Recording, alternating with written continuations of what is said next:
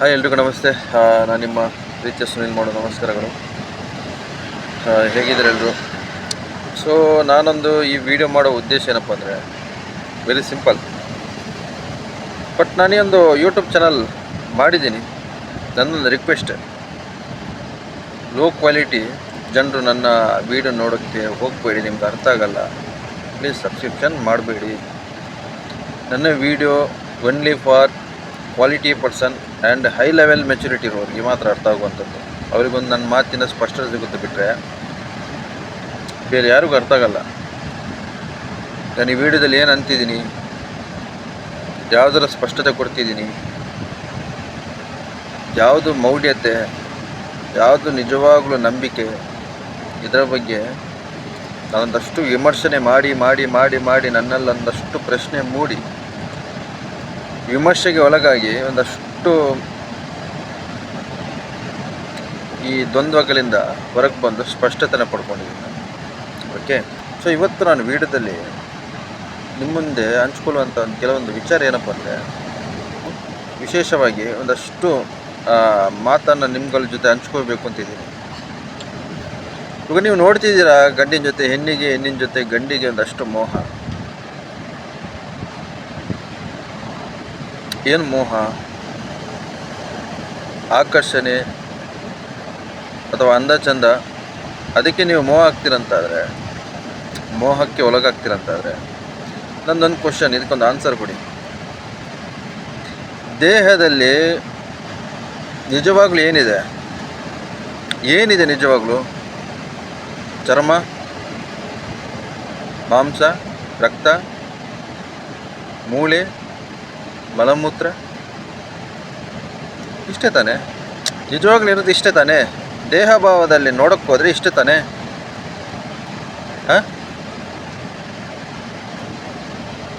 So ಒಬ್ಬರನ್ನು ನೀವು ನೋಡಿ ಅಟ್ರಾಕ್ಷನ್ ಆಗ್ತೀರಂತಾದರೆ, ಅದೊಂದು ದೇಹದ ಮೇಲೆ ಮೋಹ ಬೆಳೆಸ್ಕೊಳ್ತೀರಂತಾದರೆ, ಆ ದೇಹದಲ್ಲಿ ಯಾವ ಯಾವ ವಿಚಾರಕ್ಕೆ ನಿಮಗೆ ಮೋಹ? ಸ್ಕಿನ್ ವೈಟ್ ಆಗಿದೆ ಅಂತ ಹೇಳಿ ಚರ್ಮದ ಮೇಲೆ ಮೋಹನ? ಅಲ್ಲ, ದೇಹದೊಳಗಿರುವಂಥ ರಕ್ತದ ಮೇಲೆ ಮೋಹನ? ಮೂಳೆಗಳ ಮೇಲೆ ಮೋಹನ? ಯಾವುದ್ರ ಮೇಲೆ ಮೋಹ? ಮಲಮೂತ್ರದ ವಿಚಾರಕ್ಕೆ ಬಂದರೆ ಅದರ ಮೇಲೆ ಮೋಹನ? ಫಸ್ಟ್ ಆಫ್ ಆಲ್, ಇವನು ಶರೀರದಲ್ಲಿ ಗಂಡು ಹೆಣ್ಣು ಅಂತ ಏನಕ್ಕೆ ನೋಡೋಕ್ಕೆ ಹೋಗ್ತೀರಾ? ಅಯ್ಯೋ ಪಾಪ, ಸಿಂಪತಿ. ಒಂದು ಸೈಡಲ್ಲಿ ಸಿಂಪತಿ, ಒಂದು ಸೈಡಲ್ಲಿ ಇಲ್ಲ. ಅದೊಂದು ಕಣ್ಣಿಗೆ ಬೆಣ್ಣೆ, ಒಂದು ಕಣ್ಣಿಗೆ ಸುಣ್ಣ ಅಂತೇವಲ್ಲ, ಆ ಥರ. ಇದು ಯಾರು ಹೇಳ್ಕೊಟ್ಟಿರೋದು? ಈ ಶರೀರ ನಾವು ಹೆಣ್ಣು ಗಂಡು ಅಂತ ಏನಕ್ಕೆ ನೋಡಬೇಕು? ಒಂದು ಜೀವಂತ ನೋಡಬೇಕಲ್ಲ. ದೇವರಿಂದ ಸೃಷ್ಟಿಯಾಗಿರುವಂಥ ಜೀವಂತ ನೋಡಬೇಕಲ್ಲ. ಒಬ್ರಿಗೊಂಥರ.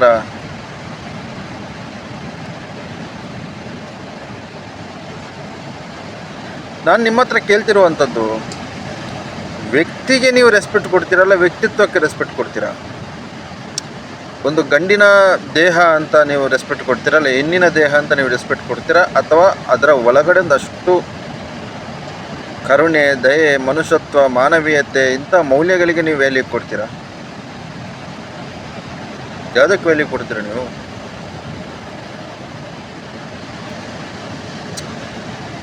ಒಂದು ಗಂಡಿನ ಶರೀರ ಇದೆ, ಹೆಣ್ಣಿನ ಶರೀರ ಇದೆ.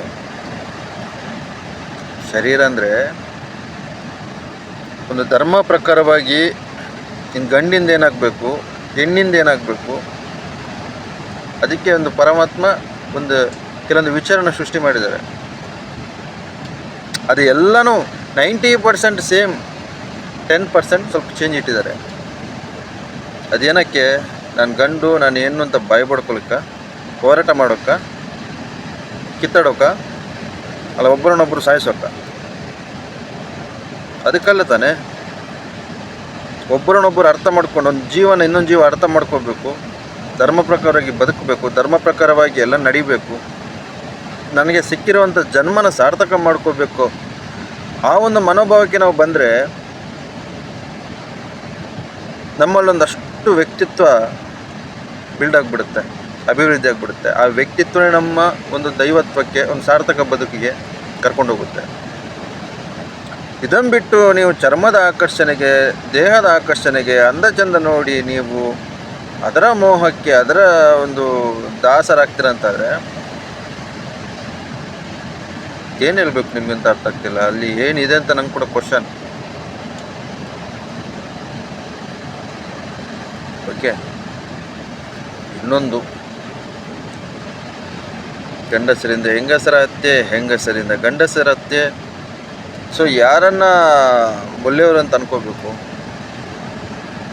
ಇಲ್ಲಿ ಯಾರು ಕೂಡ ಹುತ್ತದಿಂದ ಯಾರು ಹುಟ್ಟಿಲ್ಲ ತಾನೆ. ಒಂದು ಟೈಮಲ್ಲಿ ಸರಿ ಇರ್ತೇವೆ, ಒಂದು ಟೈಮಲ್ಲಿ ಹಾಳಿಡ್ತೀವಿ. ಒಂದು ಟೈಮಲ್ಲಿ ಚೆನ್ನಾಗಿ ಕಾಣ್ತೀವಿ, ಒಂದು ಟೈಮಲ್ಲಿ ನಮ್ಮ ಒಂದು ಮೆಂಟಲಿಟಿ ಚೆನ್ನಾಗಿರುತ್ತೆ, ಇನ್ನೊಂದು ಟೈಮಾಗಿ ಹೋಗುವಾಗ ಮೆಂಟಲಿಟಿ ಅನ್ಹೆಲ್ತಿಯಾಗಿರುತ್ತೆ. ಅಂದರೆ ವೇರಿಯೇಷನ್ ನಡೀತಿರುತ್ತೆ ಸಮಯ ತಕ್ಕಂತೆ. ವಿಧಿಯಾಟ, ಸಮಯದ ಒಂದು ಏನು ಪ್ರಭಾವಕ್ಕೆ ನಾವು ಒಳಗಾಗಿದ್ದೀವಿ ಎಲ್ಲರೂ. ಅದು ಮನುಷ್ಯ ಪ್ರಾಣಿ ಆಗಿರ್ಬೋದು, ಇಡೀ ಪಕ್ಷಿ ಪ್ರಾಣಿ ಸಂಕುಲ ಯಾವುದಾಗಿರ್ಬೋದು, ಸಮಯದ ಕೈಗೊಂಬೆ ನಾವು. ಒಂದು ಟೈಮಲ್ಲಿ ಒಳ್ಳೆಯವ್ರ ಥರ ಕಾಣ್ತೀವಿ, ಇನ್ನೊಂದು ಟೈಮಲ್ಲಿ ಕೆಟ್ಟವ್ರ ಥರ ಕಾಣ್ತೀವಿ ನಾವು. ಬಟ್ ಏನು ಗೊತ್ತಾ, ಹೊಲಾರ್ಥ ಏನು ಗೊತ್ತಾ, ನಾವು 9 ತಿಂಗಳು ತಾಯಿ ಹೊಟ್ಟೆಯೊಳಗೆ ಇದ್ವಲ್ಲ, ಅಲ್ಲಿ ಕೂಡ ಇದ್ದಿರೋದು ವಲಸೆ. ನಾವು ಹೊರಗೆ ಬಂದಿರೋ ಜಾಗ ಇದೆಯಲ್ಲ, ಅದು ಕೂಡ ವಲಸೆ. ನಾವು ಪಡ್ಕೊಂಡಿದ್ದೀವಲ್ಲ ಈ ದೇಹ, ಅದು ಕೂಡ ವಲಸೆ. ಓಕೆ, ಬಟ್ ಆ ಹೊಲಸು ದೇಹದಲ್ಲಿ ಪವಿತ್ರವಾಗಿರುವಂಥದ್ದು ಒಂದು ಆತ್ಮಶಕ್ತಿ, ಅಂತರಾತ್ಮ ಶುದ್ಧಿ ಅಂತ ಹೇಳ್ತೀವಿ ಅದಕ್ಕೆ. ಸೊ ಆ ಅಂತರಾತ್ಮ ಶುದ್ಧಿ ನಾವು ಪಡ್ಕೋಬೇಕು ಅಂತಾದರೆ, ಆ ಒಂದು ಶುದ್ಧತೆಗೆ ನಾವು ಕನೆಕ್ಟ್ ಆಗಬೇಕಂತಾದರೆ, ಆತ್ಮದಿಂದ ಪರಮಾತ್ಮನೇ ಕನೆಕ್ಟ್ ಆಗಬೇಕು ಅಂತಾದರೆ, ದಯೆ ಧರ್ಮದ ಮೂಲ ಅಂತ ಅಂತೀವಲ್ಲ, ಆ ದಯೆ, ಕರುಣೆ, ಮನುಷ್ಯತ್ವ, ಮಾನವೀಯತೆ ಈ ಒಂದು ಶರೀರದೊಳಗೆ ಇರಬೇಕು. ಓಕೆ, ಅದರ ಜೊತೆನೇ ನಾವು ಸಂಪರ್ಕಿದ್ದು ಒಂದು ಮೋಕ್ಷ ಪಡ್ಕೊಳ್ಳುವಂಥದ್ದು. ನಮ್ಮ ಒಂದು ವ್ಯಕ್ತಿತ್ವ, ನಮಗೆ ನಾವು ಒಂದು ವ್ಯಕ್ತಿತ್ವ ಬಿಲ್ಡ್ ಆಗಿಬಿಡುತ್ತೆ. ನಮ್ಮನ್ನು ನಾವು ಆ ಒಂದು ವ್ಯಕ್ತಿತ್ವ ಬಿಲ್ಡ್ ಆಗಿಬಿಡುತ್ತೆ. ಓಕೆ, ಈ ನೀವು ಒಂದು ಕಮಲದ ಹೂವು ನೋಡಿರ್ಬೋದು, ಸುತ್ತಲೂ ಕೆಸರಿರುತ್ತೆ, ಕರೆಕ್ಟಾ? ಸುತ್ತಲೂ ಕೆಸರಿರುತ್ತೆ, ಬಟ್ ಆ ಕೆಸರಿಗೆ ಸುತ್ತಲೂ ಕೆಸರಿರುತ್ತೆ, ಆ ಕೆಸರಲ್ಲಿ ಒಂದು ಚೆನ್ನಾಗಿರೋ ಹೂವು ಮೇಲಕ್ಕೆ ಬರುತ್ತೆ ಕಮಲ. ಅದಕ್ಕೆ ಚೂರು ಕೆಸರು ಚೂರು ಅಂದ್ಕೊಳ್ಳಲ್ಲ. ಆ ಥರ ನಮ್ಮ ಬದುಕಿರಬೇಕು. ಬಟ್ ಅಲ್ಲೂ ಕೂಡ ಒಂದು ಟ್ವಿಸ್ಟ್ ಇದೆ. ಆ ಬದುಕು ದೇವರು ಕೊಟ್ಟರೆ ಮಾತ್ರ, ಇಲ್ಲಾಂತಾರೆ ಅದು ಅರ್ಥ ಆಗಲ್ಲ.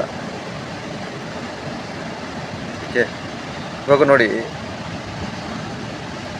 ಈ ಭಗವಂತ ನಮ್ಮ ದೇಹದಲ್ಲಿ ಒಂದಷ್ಟು ಕಾಮ, ಕ್ರೋಧ, ಮದ, ಮಾತ್ಸರ್ಯನ ಇಟ್ಟಿದ್ದಾರೆ.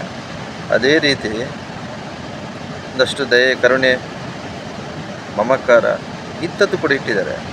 ಈ ಪ್ರಪಂಚದಲ್ಲಿ ಪ್ಲಸ್ಸು ಇದೆ, ಮೈನಸ್ಸು ಇದೆ. ಒಂದಷ್ಟು ಜನ ಒಳ್ಳೆತನದಲ್ಲಿ ಸ್ಪಿರಿಚುವಲ್ ಆಗಿ ಸಾತ್ವಿಕ ಬದುಕಲ್ಲಿ ಬದುಕುವವರಿದ್ದಾರೆ.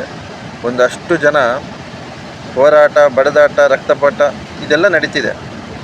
ಬಟ್ ಇದರ ಅರ್ಥ ಏನು ಗೊತ್ತಾ? ಧರ್ಮ ಅಧರ್ಮನ ಬ್ಯಾಲೆನ್ಸ್ ಮಾಡ್ತಿದ್ದಾರೆ ಪರಮಾತ್ಮ. ಅರ್ಥ ಆಗ್ತಿದೆಯಾ?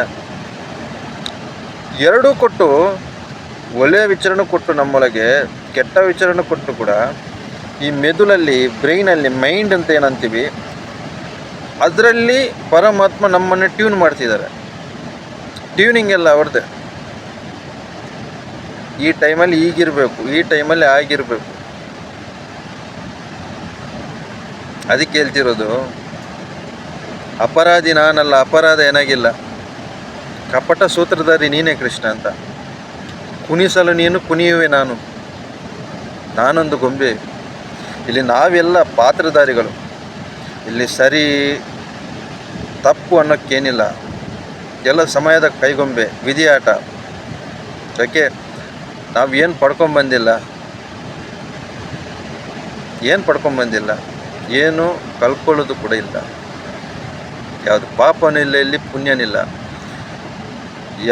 ನಮಗೆಂದು ಜನನಕ್ಕೆ ಒಂದು ಟೈಮ್ ಕೊಟ್ಟಿದ್ದಾರೆ ದೇವರು, ಒಂದು ಜೀವಿಸೋಕ್ಕೊಂದು ಟೈಮ್ ಕೊಟ್ಟಿದ್ದಾರೆ. ಇದೆಲ್ಲ ಪ್ರೆಸೆಂಟ್ ಇವಾಗ ಏನಿದೆ ಅದು ಬೋನಸ್. ಅವರು ಪರಮಾತ್ಮನೊಂದು ಬೋನಸ್ ಟೈಮ್ ಗಿಫ್ಟ್ ಇದು ನಮಗೆ. ಹಾಗೆ ಒಂದು ಸಾಯಕ್ಕೆ ಕೂಡ ಟೈಮ್ ಫಿಕ್ಸ್ ಮಾಡಿದ್ದಾರೆ. ಆ ಸಾವು ಯಾರಿಂದ, ಹೇಗೆ, ಯಾವ ಟೈಮಲ್ಲಿ, ಯಾವ ಕ್ಷಣಕ್ಕೆ, ಯಾರಿಂದ ಬರುತ್ತೆ ಅಂತ ಹೇಳೋಕ್ಕೆ ಕೂಡ ಸಾಧ್ಯ ಇಲ್ಲ. ಎಲ್ಲ ದೈವೆಚ್ಚ ಇಲ್ಲದೆ ಏನು ನಡೆಯಲ್ಲ. ಅವರಿಂದ ಈ ಥರ ಆಯಿತು, ಇವರಿಂದ ಈ ಥರ ಆಯಿತು. ನಾವು ಯಾರ ಒಂದು ಲೈಫಿಗೆ ಹೋಗಿ ಅವರ ಲೈಫ್ ಸ್ಪಾಯ್ಲ್ ಮಾಡ್ತೀವಿ, ಅಥವಾ ಇನ್ಯಾರ ನಮ್ಮ ಲೈಫಿಗೆ ಬಂದು ನಮ್ಮ ಲೈಫ್ನ ಸ್ಪಾಯ್ಲ್ ಮಾಡ್ತಾರೆ. ನಾವು ಇಲ್ಲಿ ಪಾತ್ರಧಾರಿಗಳು, ಅವರು ಕೂಡ ಪಾತ್ರಧಾರಿಗಳು. ಈ ಪಾತ್ರ ಮಾಡಿಸೋರು ಪರಮಾತ್ಮ, ನಮ್ಗೆ ಗೊತ್ತಾಗ್ತಿಲ್ಲ. ಏನಕ್ಕೆ ಚಿಂತೆ, ಏನಕ್ಕೆ ಪರಿಹಾರ? ಎಲ್ಲ ನಾವೊಂದೇ ಆಟ ಅಂತಾದರೆ ಪಾತ್ರ ಮಾಡಿ ಮುಗಿಸ್ಬೇಕು ತಾನೆ. ಎರಡು ಇಟ್ಟು ಟ್ಯೂನಿಂಗ್ ಅವರು ಮಾಡ್ತಿದ್ದಾರೆ ಅಂತಾದರೆ, ಪರಮಾತ್ಮ ಮಾಡ್ತಿದ್ದಾರೆ ಅಂತಾದರೆ, ಇಲ್ಲಿ ಒಳ್ಳೆಯವರು ಕೆಟ್ಟವರು ಕ್ವಶನ್ ಮಾರ್ಕ್ ಆಗಿಬಿಡುತ್ತೆ. ಬಟ್ ನಮ್ಮ ಮನಸ್ಥಿತಿ ಯಾವ ರೀತಿ ಇದೆ, ನಮ್ಮದು ಯಾವುದೇ ಹೋರಾಟ, ಈ ಗದ್ದಲ ಅಥವಾ ಒಂದಷ್ಟು ವಿಚಿತ್ರ ಮನೋಭಾವದಿಂದ ನಾವು ಹೊರಗಿದ್ದೀವಿ ಅಂತಾದರೆ, ಖಂಡಿತ ನಮಗೆ ಕ್ವಾಲಿಟಿ ನಮ್ಮಲ್ಲಿದೆ ಅಂತ ಆದರೆ ಕ್ವಾಲಿಟಿ ವ್ಯಕ್ತಿಗಳ ಜೊತೆ ನಾವು ಹಂಚ್ಕೊಳ್ತೀವಿ, ಒಡನಾಟ ಮಾಡ್ತೀವಿ, ರಿಲೇಷನ್ಶಿಪ್ನ ಬಿಲ್ಡ್ ಮಾಡ್ತೀವಿ. ಬಿಟ್ಟರೆ ರಾವಣ ಸುರ್ಪನಕ್ಕಿ ಅವರ ಒಂದು ವಂಶದವರ ಹತ್ರಲ್ಲ, ಅದಕ್ಕೆ ಗೊತ್ತಿಲ್ಲ. ನಮ್ಮ ಮುಂದಿನ ಪರಿಸ್ಥಿತಿ ಯಾವ ರೀತಿ ಇದೆ, ಮುಂದಿನ ಕ್ಷಣ ಗೊತ್ತಿಲ್ಲ. ನಾಳೆದೇ ಯೋಚನೆ ಮಾಡಿದರೆ ಏನು ಪ್ರಯೋಜನ ಇಲ್ಲ. ನಾಳೆ ನಾವು ಯೋಚನೆ ಮಾಡಿದರೂ ಅಷ್ಟೇ, ಮಾಡದಿದ್ದರೂ ಅಷ್ಟೇ, ನಡೆಯುವಂಥದ್ದು ನಡೆಯುತ್ತೆ. ಸೊ ಅದಕ್ಕೆ ಒಂದು ಫ್ರೀ ಮೈಂಡಲ್ಲಿ ನಿಮ್ಮಿಂದ ಯಾವ ಕಾರ್ಯ ನಡೆಯುತ್ತೆ, ಏನು ನಿಮಗೆ ಪ್ರೇರಣೆ ಸಿಕ್ಕಿದೆ, ನೀವಿವಾಗ ಹೇಗಿದ್ದೀರಾ ಅದನ್ನು ತುಂಬ ತೃಪ್ತಿದಾಯಕವಾಗಿ ಅದನ್ನು ಸ್ವೀಕಾರ ಮಾಡಿ. ಇಲ್ಲಾಂದರೆ ಇವಾಗಲೂ ಅತೃಪ್ತರಾಗ್ತೀರ, ಸತ್ತ ನಂತರ ಕೂಡ ಅತೃಪ್ತರಾಗ್ತೀರ ನೀವು. ಅವೆಲ್ಲ ಬೇಡ. ದೇವ್ರು ಏನು ಕೊಟ್ಟಿದ್ದಾರೆ, ಏನು ಯೋಗತೆ ಕೊಟ್ಟಿದ್ದಾರೆ, ಅದರ ಜೊತೆ ನಾವು ಇದ್ದು ಬದುಕೋಣ ಅಷ್ಟೇ. ನಮಗೆ ನಮ್ಮ ಕ್ವಾಲಿಟಿಗೆ ಯಾರು ಚೆನ್ನಾಗಿದ್ದಾರೆ, ಯಾರು ಇಷ್ಟ ಆಗ್ತಾರೆ, ಅದು ಮೇನ್ ಆಗುವಂಥದ್ದು. ಬಟ್ ಈ ಶರೀರದಲ್ಲಿ, ಈ ಮೂಲೆ ಮಾಂಸ ರಕ್ತದ ಈ ಶರೀರದಲ್ಲಿ ಗಂಡು ಹೆಣ್ಣು ಅಂತ ನೋಡೋಕ್ಕೆ ಹೋಗ್ಬಿಡಿ. ಬಟ್ ಒಂದು ಧರ್ಮ ಪ್ರಕಾರವಾಗಿ ಒಂದು ಗಂಡಿಗೊಂದು ಏನು ಧರ್ಮ ಕೊಟ್ಟಿದ್ದಾರೆ, ಹೆಣ್ಣಿಗೊಂದು ಏನು ಧರ್ಮ ಕೊಟ್ಟಿದ್ದಾರೆ, ಅದನ್ನು ಆ ಒಂದು ಜನ್ಮನ ಸಾರ್ಥಕ ಮಾಡೋದ್ರಲ್ಲಿ ನೋಡಿ. ಓಕೆ, ಇಲ್ಲಿ ಏನಿಲ್ಲ, ದೇಹದಲ್ಲಿ ಏನಿಲ್ಲ.